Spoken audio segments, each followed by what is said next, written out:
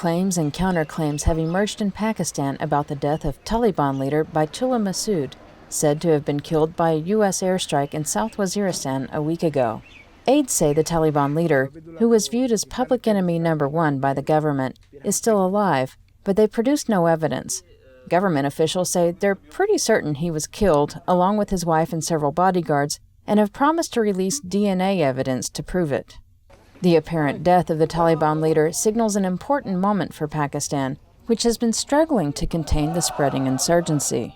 Masood's forces have been particularly dangerous since they've carried out major suicide attacks targeting police and intelligence facilities in large cities, far from their bases in Waziristan.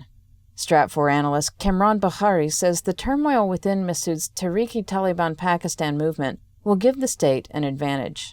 Of course, there's always the question of how significant one leader's death is. We've seen it happen in the wake of Abu Musab al-Zarqawi's death, the al-Qaeda leader in Iraq. We saw that, the insurgency moved on even though the leader was killed. In this case, Masood, who was single-handedly created the Pakistani Taliban phenomenon, if I may say, his death, because of his micromanaging of everything and his charismatic leadership, could help the Pakistanis make a dent into this insurgency.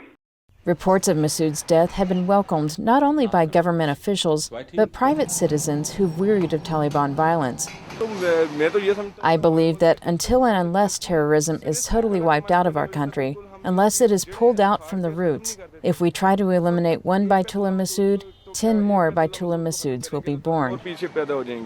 Other Taliban factions within Pakistan also rejoiced at news of the death.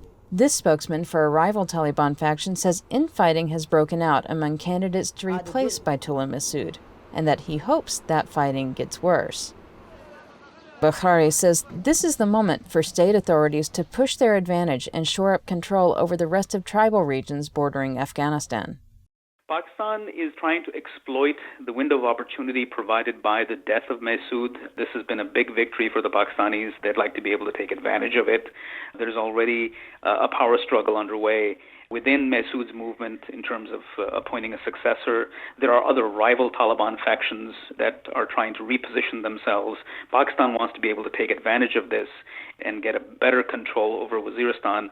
Recall that Waziristan, in contrast with Swat, was always considered the main battleground and very tough in terms of replicating the success that the Pakistanis have seen in Swat.